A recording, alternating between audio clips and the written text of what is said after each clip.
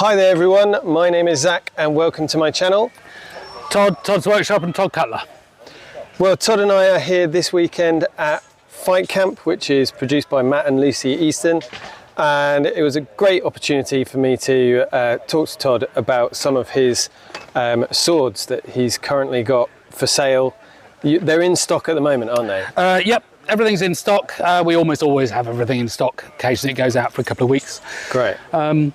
Yeah, so my background is in reenacting rather than HEMA, so it's been really interesting coming here to this event and seeing some of the differences between reenactment and HEMA.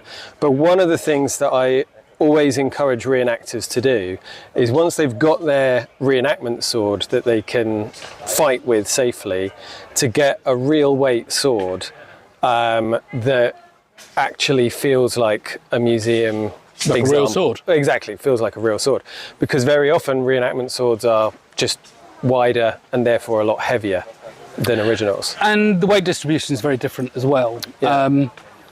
So I mean, basically, if you take a sword like this, which is Cason, to show you, all my swords come with a scabbard, because again, historically, it's part of the kit. You can't own a sword without a scabbard. It's just not possible. Yeah. So that whole thing where you've got a ring on your belt and you see the reenactors marching off to battle with the sword stuck in the belt through a ring, it's just not plausible, because that is basically razor sharp. Yeah. So really what we're talking about with balance is, you've got a thickness here, obviously. On a reenactment blade, it tends to be made cheaply and it tends to be made safely. So you've got 3mm thick edge and it's 3mm thick all the way down. What you end up with, sorry, we've got some armour walking past. What you end up with is a sword which has got way too much weight out the front. So the way to handle that is you put a big pommel on it. And again, with reenactment swords, very often people are in gauntlets, so they think that they need a massive handle on it. And so everything is just different. It's just a totally different beast to a real sword. And so you end up with something like this, which is about 1,200 grams from memory, something like that. And it's not just the weight, it's where the weight is. And so effectively you end up with, on a reenactment sword, it's like this and it kills your wrist. A real sword, it's just a very different beast. Absolutely. So you've got a range of different swords that you've made some conscious choices about which ones you're going to make. Mostly ones I just like. That's as just ones that you like. That's as conscious as I get. So this one that I'm holding is a hanger, which many people would call a falchion, but known as a Wakefield hanger. Could you tell me anything about this? So I'll just pop that one down. So firstly, I tend to do swords that I like, just because they attract me. And I saw this in my very early days of reproducing stuff, where I just didn't have the skill to do it. And so I made one and it was more horrible than horrible. Yeah. Anyway, and so I decided to do this one simply because I wanted to revisit it and make a decent copy. Cool. So effectively, Wakefield hanger, because there's a very famous one that was found after the Battle of Wakefield that's in the Royal Armouries, and a Wakefield hanger is without a shadow of a doubt not what they would have called it. Yeah. It would have been a falchion, a hanger, whatever it was. Yeah. What's interesting about this for me is it comes in at about 900 grams. It's a really light, really nimble single-hander.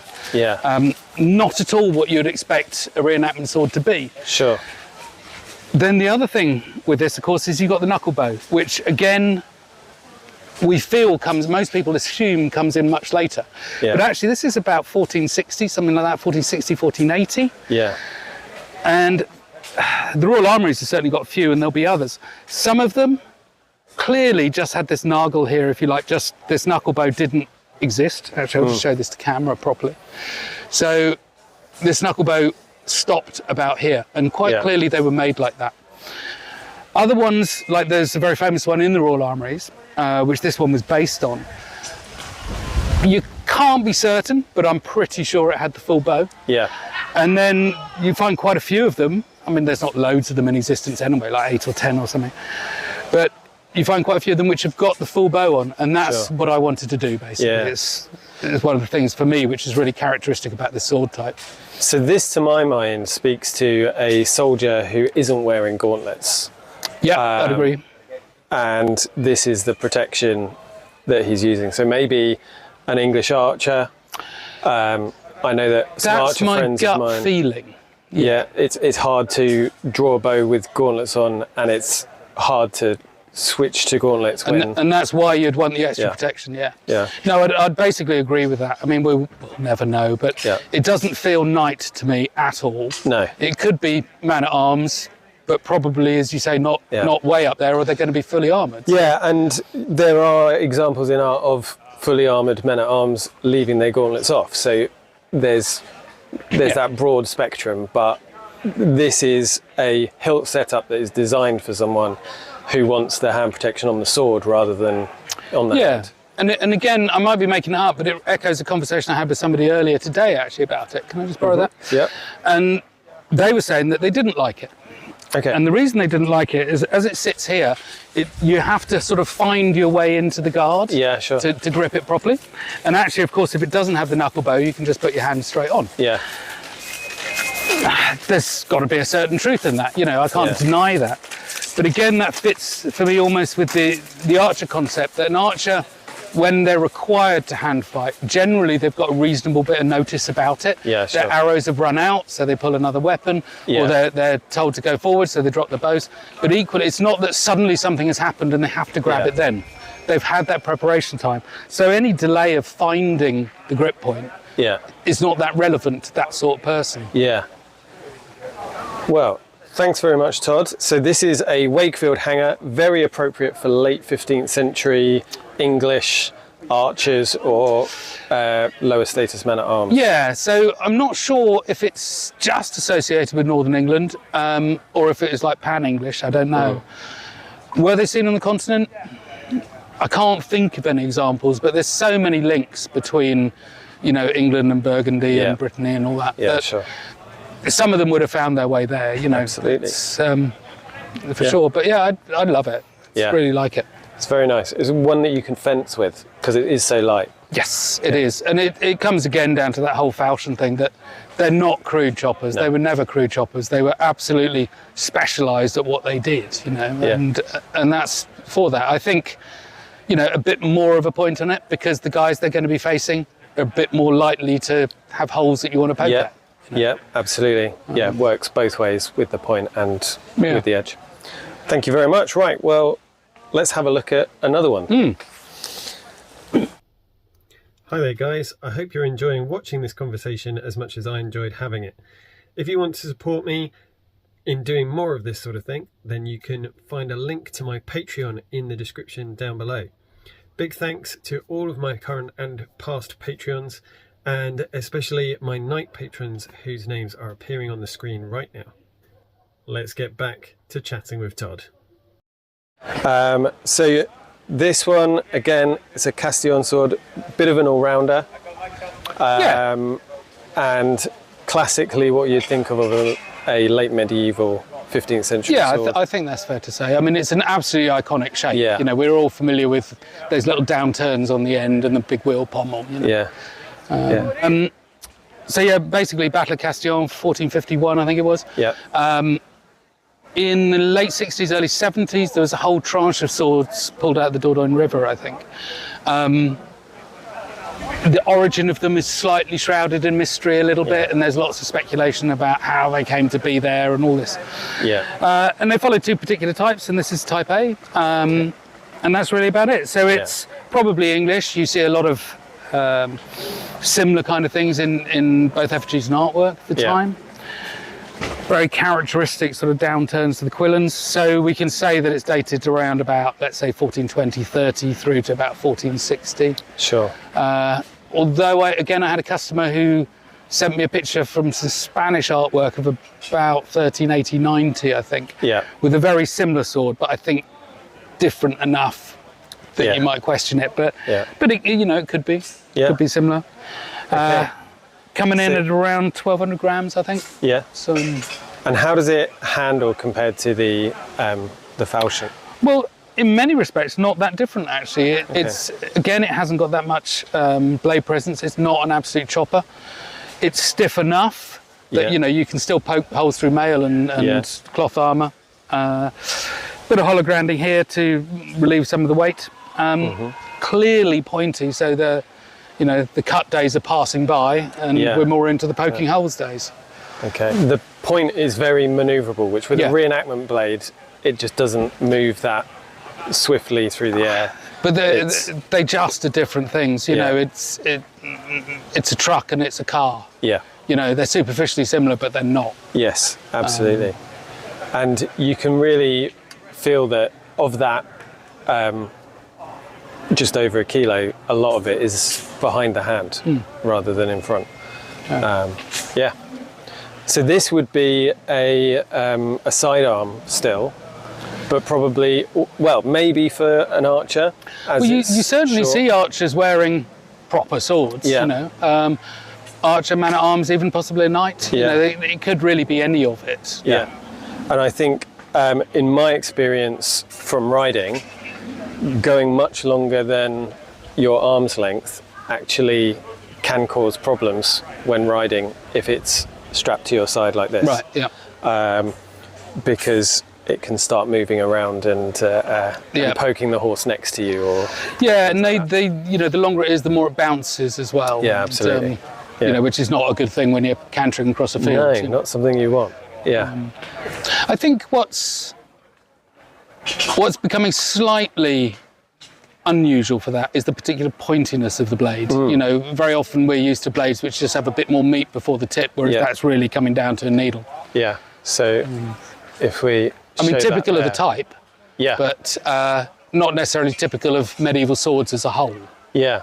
So this is really kind of taking into account that at this point there is plate all over. Yeah, for sure. I mean, you can. That's written all over it. Is that it's no longer about cutting. Yeah. The sword has moved on from that. Yeah. Well, thank you very much, Todd. Like I said, I absolutely 100% think that reenactors should be looking at blades like this and having, you know, if you're educating people about medieval times, getting good replicas is an important part of that. Yeah, I believe that as well, really. It's, you know, people aren't stupid, and they come around to your camp or whatever and they see your lovely 3mm thick edge sword with a rounded tip on it, and you go, here's my sword, and they're like, well, not really, no. Yeah. You know, did they fight with it? No. Yeah, and they'll often pick up, I've seen it happen so many times, picking up a reenactment blade and saying, oh, it's so heavy. And you just think, well, yeah, that's because it's not like an original blade. And in many ways, that helps to perpetuate myths, and the physical nature of the object takes away from anything that you might say to dissuade them of that case, you know. So I've actually stopped handing out my reenactment sword to members of the public because someone will remember the feel of an object far more than anything that you will tell them about it. Yeah, I mean, it removes the authenticity of what you're saying as well. If you're saying, you know, this is really manoeuvrable and I can do this and that and the other, and they're going, really? Yeah. You know, it begins to shatter that illusion of what you're trying to show and explain. Sure. So, no, I agree with it. And then going back, I've got a thing about scabbards, but going back to the whole scabbard thing as well, is it's just part of the kit. It's part of the whole thing. And for me, it's just very important that that feels real, looks real, behaves real. Yeah. And do you think the scabbard would be worn all throughout battle? Because they're wooden cord and they can break once the sword isn't in there. Oh, they can and they do. Yeah. So my gut feeling with this is no. Because simply if you've got, I'll just step back a little bit here, but you know, if you've got this sitting by your side and you're fighting and you're swinging around, yes, it's all strapped up so it doesn't move that much, but it still swings. And you know, if you end up tangling yourself in your scabbard or it catches on something, it's just a ridiculous thing that you would be prepared for that. When your armour has cost, in a modern equivalent, £100,000, and your sword in a modern equivalent has cost £5,000, and you own 3 villages back at home, the cost of a scabbard, it's just nothing. And if it breaks, it's not even your problem. You don't even have to negotiate with the maker. You just ask your squire to go and sort it out. and it's done. The money is just not relevant. So you just ditch the scabbard beforehand. If it does break and you're caught in a street fight or something, it's just not important. Yeah. So if you can choose to not wear it, you don't wear it. Yeah. When you're actually parading onto battle, but don't just have a sharp sword sitting in your belt, because that you can't do either. Yeah. But if you could not wear it going into battle, you just wouldn't. You know? If it does get broken, it just doesn't matter. And as Zach says, the wood cord scabbards do break, and you know, any idea that you can bend them or anything is just preposterous. You know, they're brittle, they're just thin wood, they will snap. You know, but you can also mend them. And I've got this personal belief with reenactment kits. You know, I bought some new costume last year actually, and I hate it. And I don't hate it because the costume's bad. I hate it because I got fat and I needed to change everything, and my favourite jacket was washed and shrunk. But anyway, that aside, I had to change everything. So now I'm Mr. Shiny and New. Yeah. And all my kit is shiny and new. Yeah. And I don't like it. And they mended everything. Yeah. And so, you know, you can, if it does break, you can undo the stitching, splice in a new bit of wood, stitch it back up again. And yeah, the stitching might be a different colour and you might get a bit of a lump under the leather, and it just doesn't matter. Yeah. Just doesn't matter. Sure. You know, your kit can live. You know, it's not a fashion parade of who's got the newest. Yeah. And we, in the modern day, because it's a hobby, we tend to want things to last for a really long time. But in a life or death situation, if you come out of it with a broken scabbard, that's actually well done. That it's just not relevant. You know, that's such a small thing. Yeah, exactly. But interestingly, I did. I don't know if you've seen The King, Netflix film The King. Yeah. And I did daggers, belts, and sword scabbards on that, not the swords. Yeah. But I was talking to the armourer about that, and in the last fight scene, there's a brilliant bit where they're having a fight in a scabbard. He's wearing a scabbard. He falls over, scabbard breaks, he gets back up, and he carries on the fight, and the scabbard's flopping around. Yeah. And I said to Nick, the armourer, I said, oh, it's just brilliant. You know, you've actually, you've done it real, if you like. Yeah. And he said, well, not actually, because we had 3 scabbards. 2 had already broken during the fight scene, and then we broke the 3rd one, and we didn't have another, so we just had to finish the film with that one. It was just like, oh. So the one opportunity to actually accidentally correct. But it looked great. So I think it was the last fight scene in The King, and the scabbards flopping everywhere, and it was a pure accident, but it looked brilliant. Great. Thank you so much, Todd. Absolutely. Always a pleasure chatting. Yeah, indeed. And I'm looking forward to the next load of swords that you bring out. I've got a couple of long swords coming, and a slightly fantasy weird thing. But okay. We like fantasy. Huh? We like fantasy. Yeah, but no, I've got a couple of proper long swords coming as well. Cool. 2 months, 3 months, I don't know, something like that. But, cool. Bye-bye. See you guys. Thank you.